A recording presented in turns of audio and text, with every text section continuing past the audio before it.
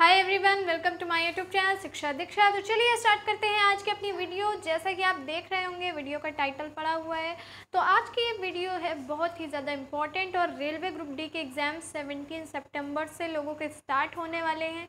तो इस वजह से मैंने सोचा कि आप लोग जिस भी वीडियोस की डिमांड कर रहे हैं लगभग 8 मंथ्स की करंट अफेयर्स की, तो वो वाली वीडियोस भी मैं जल्द ही से लाऊंगी आपके लिए। और ऐसी वीडियोस भी बहुत सारे लोग मांगते हैं जिसमें कुछ ऐसे क्वेश्चन हैं जो आ चुके हैं रेलवे में, तो ये क्वेश्चन रिपीट होने के बहुत ज़्यादा चांसेस होते हैं। तो इस वजह से ऐसे क्वेश्चंस की वीडियोस भी आपको मिलती रहेंगी। तो यहाँ मेरे पीछे जितने भी क्वेश्चन लिखे हुए हैं ये आरआरबी के एग्ज़ाम में पूछे गए हैं। तो ये सारे क्वेश्चन आपके एग्ज़ाम में रिपीट हो सकते हैं। एंड ख़ास बात ये है कि ये सारे क्वेश्चन आपके जो भी है बायोलॉजी सेक्शन से रिलेटेड बहुत ही इंपॉर्टेंट है। तो सारे क्वेश्चंस को ध्यान से देखिए। लेकिन अगर अभी तक आपने मेरे चैनल को सब्सक्राइब नहीं किया है तो सब्सक्राइब कर लीजिए और बेल आइकन को प्रेस कर लीजिए। तो चलिए स्टार्ट करते हैं आज की अपनी वीडियो। तो देखिए फर्स्ट क्वेश्चन लगा है, फूलों के संवर्धन के विज्ञान को क्या कहते हैं। स्पेशली बस इसमें इतना पूछा गया है कि ऐसे विज्ञान को क्या कहते हैं जो कि फूलों से रिलेटेड है, या फ्लावर्स की स्टडी को हम क्या बोलते हैं। तो उसे हम बोलते हैं फ्लोरिकल्चर।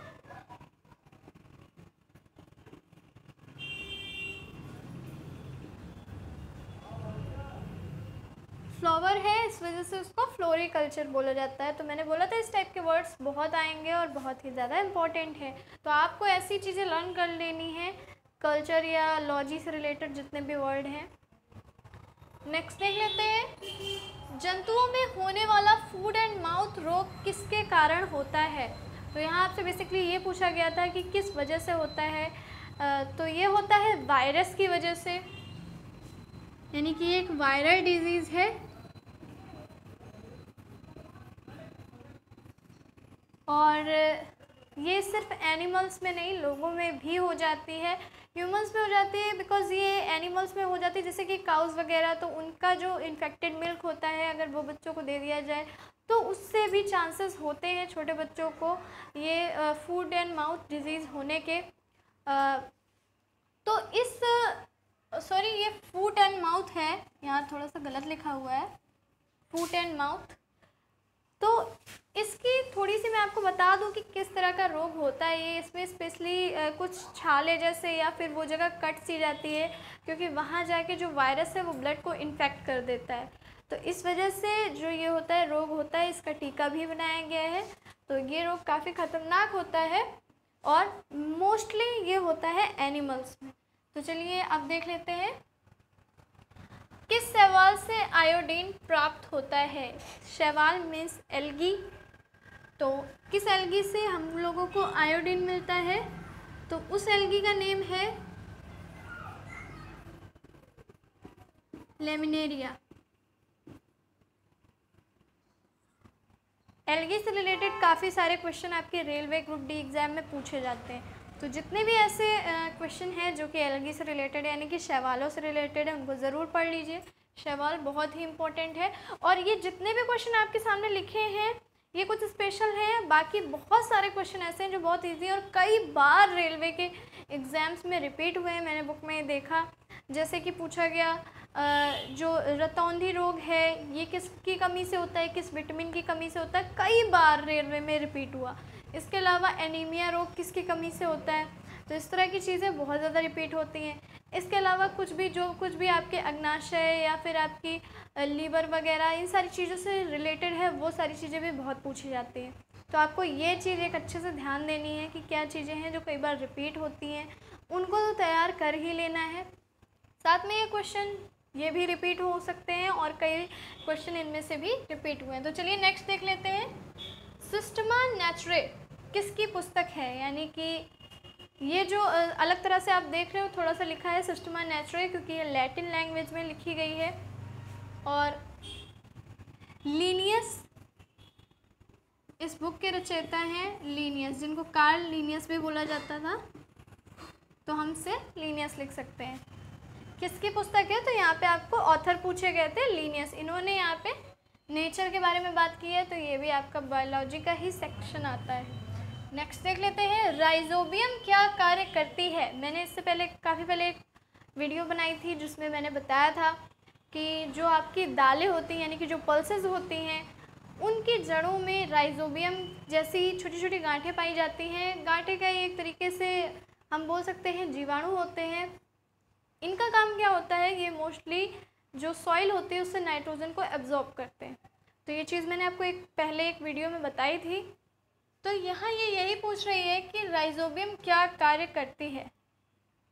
तो नाइट्रोजन एब्जॉर्ब करती है जिसकी वजह से प्रोटीन जो होता है दालों में बहुत ज़्यादा हो जाता है। तो एक तरीके से इसको लिख सकते हैं प्रोटीन सिंथेसिस,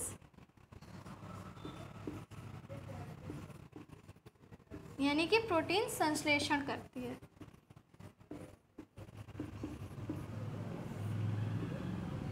नाइट्रोजन कंटेंट की वजह से प्रोटीन का सिंथेसिस होता है, प्रोटीन का संश्लेषण होता है।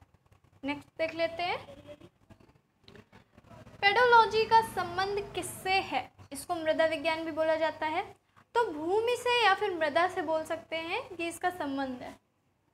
तो भूमि से मैंने अभी आपको बताया, इस टाइप के लॉजी, कल्चर, इस टाइप के शब्द बहुत फेवरेट हैं एग्ज़ाम्स के, रेलवे एग्ज़ाम्स के, जो भी आप एग्ज़ाम दे रहे हो। तो इस तरह की पूरी लिस्ट, या तो मैं कभी अगर मुझे टाइम मिला तो मैं ऐसी वीडियो निकालूंगी, ऐसी वीडियो बनाऊंगी जिसमें आपको कल्चर एंड लॉजी के सारे वर्ड्स मिल जाएं, वो इंग्लिश सेक्शन की हो या फिर जो भी आपकी जीएस सेक्शन की। लेकिन आपके पास भी ये अवेलेबल होगा ऑलरेडी, मुझे पता है, तो आप उसको लर्न कर लीजिए। ये चीज़ें ज़रूर पूछी जाती हैं क्वेश्चन में। नेक्स्ट, अल्फांसो का संबंध किससे है। तो मोस्टली आप में से ज़्यादातर लोगों का आम तो फेवरेट होगा, एंड अगर आम फेवरेट है तो आप अल्फांसो के बारे में जानते होंगे, जो कि महाराष्ट्र में पाई जाने वाली आम की एक प्रजाति है। तो ये आम पहले विदेशों में बहुत ज़्यादा जाता था, हालांकि अब जो दशहरी आम है वो ज़्यादा जाता है विदेशों में। और ये जो कुल मिला के पूछा गया था कि अल्फांसो क्या है, तो ऑप्शन था आम, नारियल या किसकी एक प्रजाति। तो ये आम की एक प्रजाति है जो कि मैंने बताया आपको महाराष्ट्र में पाई जाती है। तो अल्फांसो का संबंध है आम से।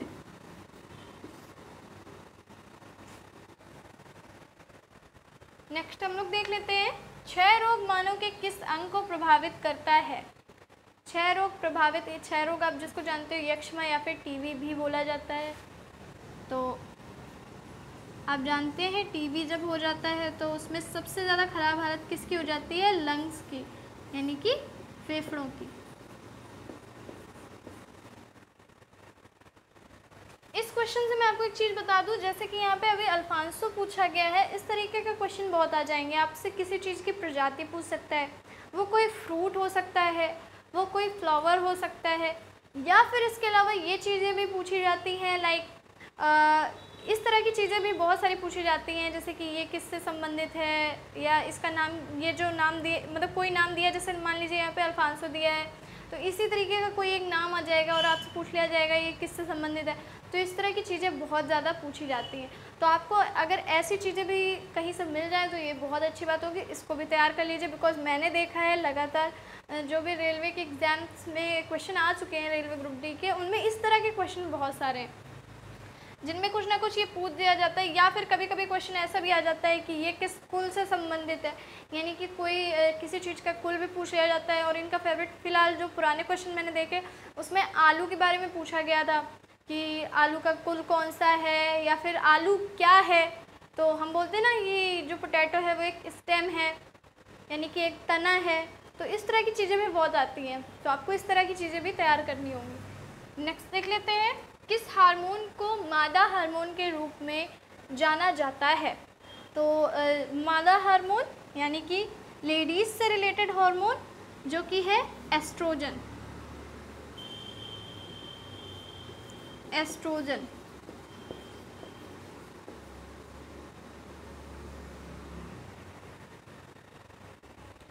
इसे फीमेल हार्मोन यानी कि मादा हार्मोन के नाम से भी जाना जाता है, जो कि है एस्ट्रोजन। नेक्स्ट देख लेते हैं, कौन सी ग्रंथि शरीर के ताप को नियंत्रित रखती है। तो ये क्वेश्चन भी मैं एक पहले भी बता चुकी हूँ, अलग टाइप से था उसमें, कि कौन सी ग्रंथि शरीर के ताप को नियंत्रित रखती है। तो वो है हाइपोथैलेमस।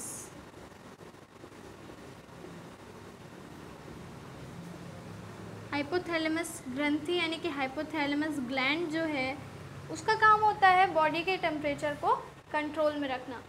ये क्वेश्चन शायद पहले भी आ चुका है, एक बार मैंने किसी वीडियो में बताया था इसी टाइप का कुछ, या फिर वो हाइपोथैलेमस पूछा गया था और पूछा गया था हाइपोथैलेमस ग्रंथि का कार्य क्या है। हाँ मुझे याद आ गया, उसमें लिखा था हाइपोथैलेमस ग्रंथि का कार्य क्या है, तो उसमें था ताप को नियंत्रित रखना, शरीर के ताप को यानी कि टेम्परेचर को कंट्रोल में रखना।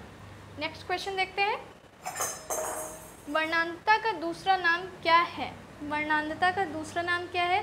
वर्णांतता यानी आप जानते हैं जिसको हम कलर ब्लाइंडनेस के नाम से भी जानते हैं, तो कलर ब्लाइंडनेस का यहाँ पे दूसरा नाम पूछा गया, तो दूसरा नाम होता है डॉल्टन डिजीज़।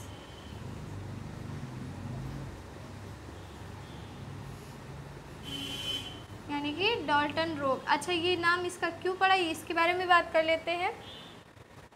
इसका नाम ऐसा इसलिए पड़ा क्योंकि जॉन डॉल्टन जो थे, आपने उनके बारे में सुना होगा, उनको भी ये रोग था और स्पेशली जब उन्हें ये पता चला कि उनको ऐसा कोई रोग है तो फिर उन्होंने इसके बारे में स्टडी की, इसके बारे में सारी नॉलेज इकट्ठा की एंड शायद फिर इसका वैक्सीन वगैरह तैयार किया। मुझे इस बारे में क्लियर नॉलेज नहीं है, लेकिन उन्हीं की वजह से इसको डॉल्टन डिजीज़ भी बोला जाता है। कुछ लोग इसको डॉल्टन इफ़ेक्ट भी बोलते हैं, but clear name Dalton disease हम बोलेंगे। नेक्स्ट देख लेते हैं, विटामिन सी का रासायनिक नाम क्या है? विटामिन सी का रासायनिक नेम यानी कि आपको केमिकल नेम पूछा गया है, तो यहाँ पे केमिकल नेम हो जाएगा एस्कॉर्बिक एसिड।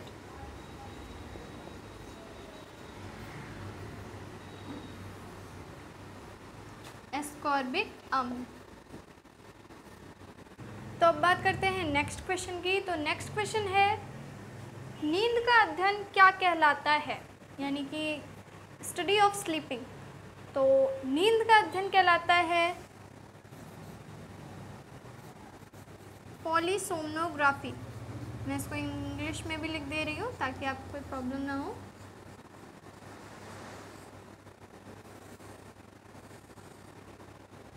पॉलीसोमनोग्राफी।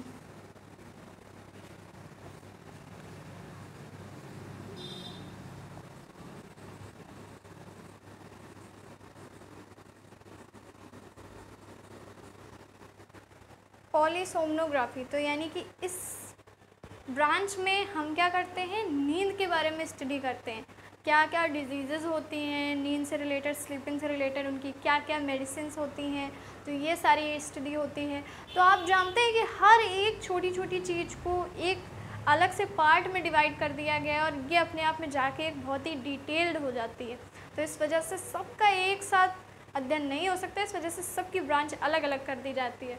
तो बस आपको यही करना है कि इन सबको लर्न करना है कि कैसे ये सारी चीज़ें अलग अलग हैं और इनके बारे में नाम इनको याद कर लीजिए। कुछ अलग सा अपना तरीका बनाइए, कोई ट्रिक बनाइए इनको याद करने की, तो उससे ही होगा कि आप बेटर कर पाएंगे अपने एग्ज़ाम में। तो बस मैं यही विश करती हूँ कि आपका ये रेलवे का एग्ज़ाम बिल्कुल बहुत ही अच्छा जाए और पूरे में पूरे मार्क्स आप लोग गेन करो। और इसके लिए बस ये इम्पोर्टेंट है कि आप अपनी जीएस, मैथ्स एंड रीजनिंग को बहुत ही ज़्यादा अच्छे से प्रिपेयर करो। तो चलिए मिलते हैं अपनी नेक्स्ट वीडियो में। ये वीडियो कैसी लगी मुझे बताइएगा ज़रूर कमेंट में। नेक्स्ट वीडियो आप और किस चीज़ के बारे में चाहते हैं मुझे वो भी कमेंट कर दीजिएगा। वीडियो को लाइक करना मत भूलिएगा और शेयर कर दीजिएगा सभी के साथ। तो चलिए मिलते हैं अपनी नेक्स्ट वीडियो में, तब तक के लिए पढ़ते रहिए, सीखते रहिए शिक्षा दीक्षा के साथ।